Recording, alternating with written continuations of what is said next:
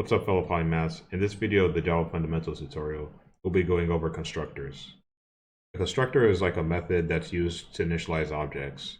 Constructors are called when an object of a class is created, and they can be used to set initial values for object attributes. So when you think of a method, methods can have variables inside the method. Constructors are similar.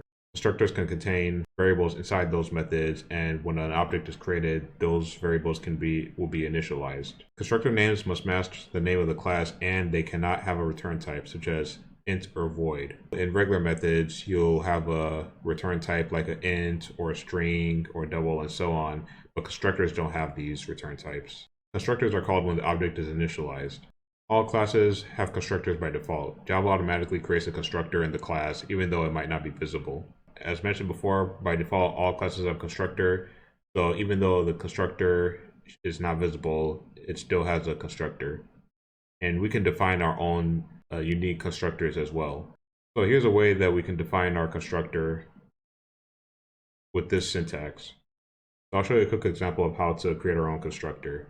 So here we're in this animal class right here, and we're just going to create a simple constructor. In this case, we'll do public animal. And remember, the name of the constructor must match the name of the class.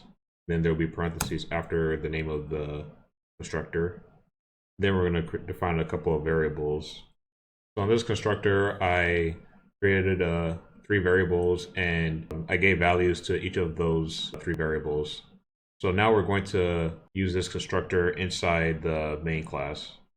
Just following along, there are 2 constructors in this animal class right now. So there's this constructor that we created, and then there's the invisible constructor that's created by default whenever you create a class name. So now in the main method, we're going to call this constructor. Just name this animal object. And then we're just going to make simple calls to these variables. And this is just a quick example of showing how constructors can be used. So when we run this, so here we get the values of the variables that we defined in that constructor class. This is just a very simple example of constructors. As far as good practice goes, it's better if the variables that we defined in the constructor, in the animal class rather, are marked as private variables, and then we'd use public methods to retrieve the contents of those variables. But now this is just one example of how constructors can be used. Just like a method, constructors can accept parameters or have no parameters at all. It all depends on how you define the constructor. So the constructor we created didn't have any parameters, but just like methods, constructors can contain parameters. A class can have more than one constructor.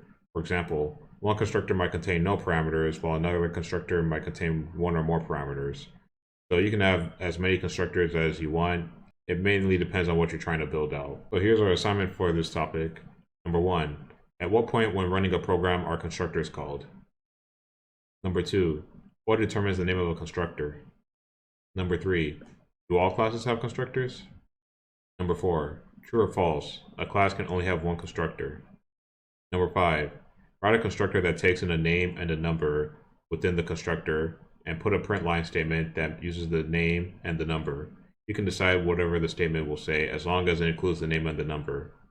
If this video was of any value to you, then please leave a comment, like, share, and subscribe. Thanks for watching, and I'll see you later.